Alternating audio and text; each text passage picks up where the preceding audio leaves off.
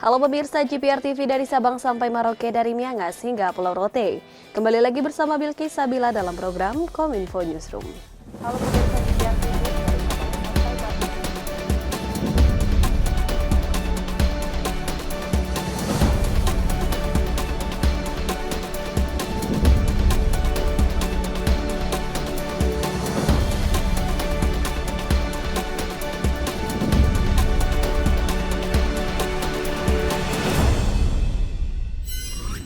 Inilah Kominfo Newsroom selengkapnya. Pemirsa, Menkominfo Johnny G. Plate mendorong dibuatnya regulasi infrastruktur teknologi informasi guna mendukung kinerja UMKM.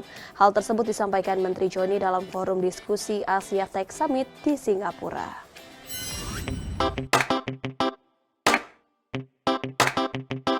Pemerintah Indonesia melalui Kementerian Komunikasi dan Informatika konsisten dan giat mendorong pemanfaatan pembangunan infrastruktur digital. Menteri Kominfo Johnny G. Plate dalam diskusi Asia Tech Summit Technology Society and the Rule of Policy di Singapura akhir bulan lalu menyatakan, pengembangan digitalisasi sektor hilir untuk e-commerce, financial teknologi, education teknologi, dan telehealth perlu dukungan regulasi yang kuat. Menteri Johnny meyakini dengan regulasi infrastruktur TIK yang kuat pada sektor-sektor tersebut bisa dimanfaatkan para pelaku usaha UMKM untuk meningkatkan perekonomian dan kesejahteraan hidup.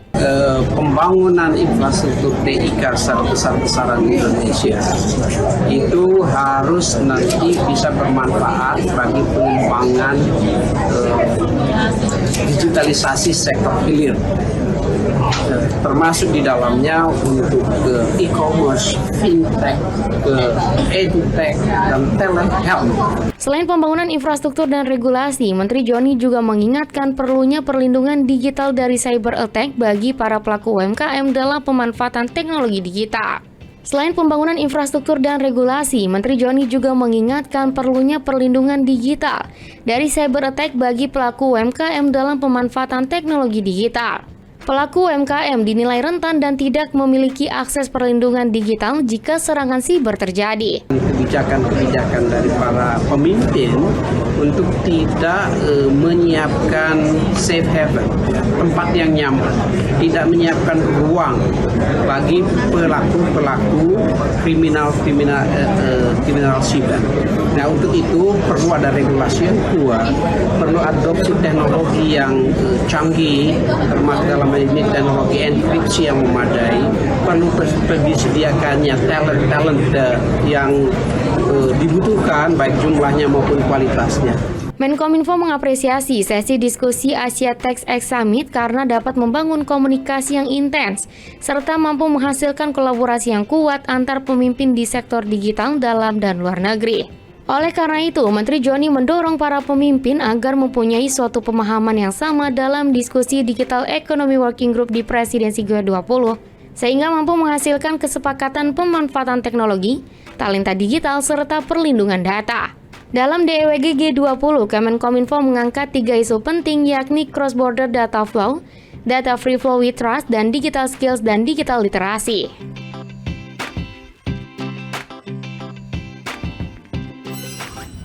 Dirjen Bina Keuangan Daerah Kemendagri Agus Watoni dalam Rakornas Keuangan Daerah 2022 menekankan pentingnya Pemda belanja produk dalam negeri sebagai bentuk penyerapan anggaran dan pemulihan ekonomi. Agus Watoni akan memberikan penghargaan kepada Pemda yang kinerjanya baik dalam penyerapan anggaran.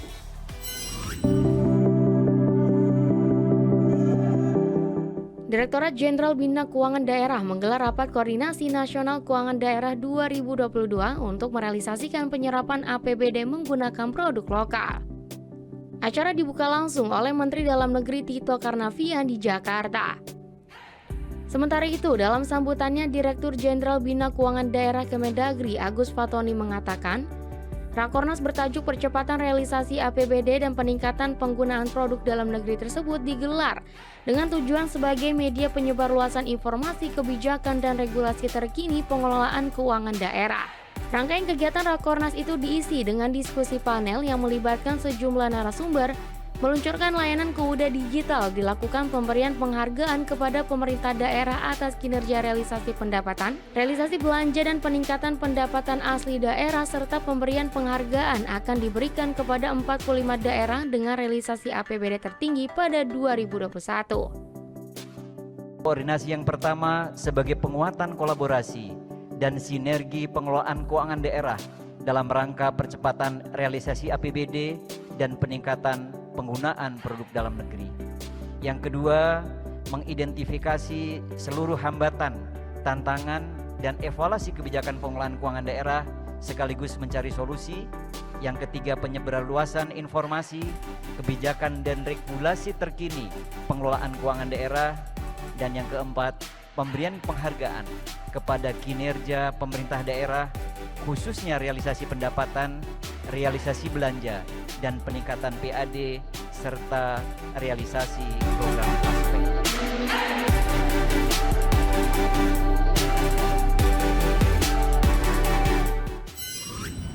Kita beralih ke informasi lainnya pemirsa. Menteri PAN-RB Cahyokumolo mengimbau kepada para pejabat pembina kepegawaian instansi pemerintah untuk menentukan status kepegawaian non-ASN yang jatuh tempo pada 28 November 2023. Menteri Cahyo mengungkapkan pengangkatan pegawai harus disesuaikan dengan kebutuhan dan mempertimbangkan keuangan instansi masing-masing. Mengutip laman resmi menpan.co.id, Menteri Aparatur Negara dan Reformasi Birokrasi Cahyokumolo mengimbau kepada para pejabat pembina kepegawaian instansi pemerintah untuk segera menentukan status kepegawaian non-ASN paling lambat 28 November 2023. Hal tersebut tertuang dalam surat Menteri PAN-RB nomor B-185-M.SM.02.03/2022 perihal status kepegawaian di lingkungan instansi pemerintah pusat dan pemerintah daerah.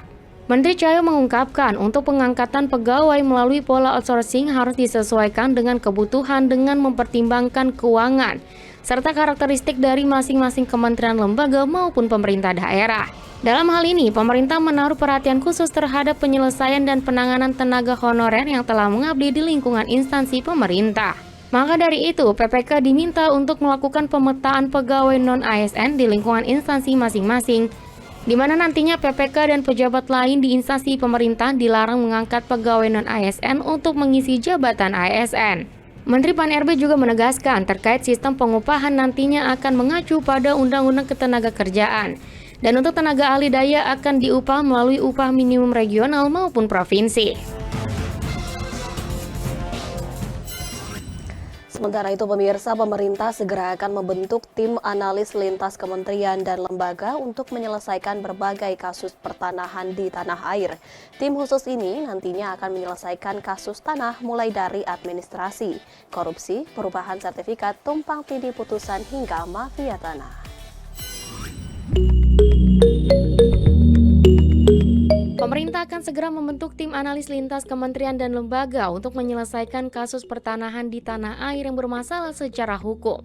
Dalam konferensi pers yang digelar usai memimpin rapat koordinasi terbatas, Menteri Koordinator Bidang Politik Hukum dan Keamanan Mahfud MD mengatakan, pembentukan tim tersebut untuk menyelesaikan banyaknya kasus rumit terkait pertanahan. Mulai dari persoalan administrasi, mafia tanah, korupsi, perubahan sertifikat hingga tumpang tindih putusan. Karena ini menyangkut masalah hukum yang rumit, di situ ada mungkin persoalan administrasi, ada persoalan mafia tanah, ada persoalan tumpang tindih putusan dan sebagainya. Tadi diputuskan ini akan diselesaikan sebagai kewajiban negara, dan untuk itu kami sementara memutuskan akan membentuk peraturan pemerintah untuk melakukan asesmen dan melakukan langkah-langkah lanjut, disertai pembentukan tim yang melakukan penilaian asesmen untuk itu sebagai tindak lanjut yang akan dilakukan oleh pemerintah. Menko Polhukam menambahkan terbitnya peraturan pemerintah dan tim analisis merupakan tindak lanjut pemerintah terhadap upaya penyelesaian mafia tanah yang masih sering terjadi. Tim yang terlibat dalam pemberantasan mafia tanah ialah Kejaksaan Agung, Polri, dan Kantor Staf Presiden, juga terus didorong untuk mengungkap dan menyelesaikan permasalahan hukum pertanahan secara bertahap. Pemirsa, usai jeda kami akan kembali dengan beragam informasi lainnya. Tetaplah bersama kami dalam Kominfo Newsroom.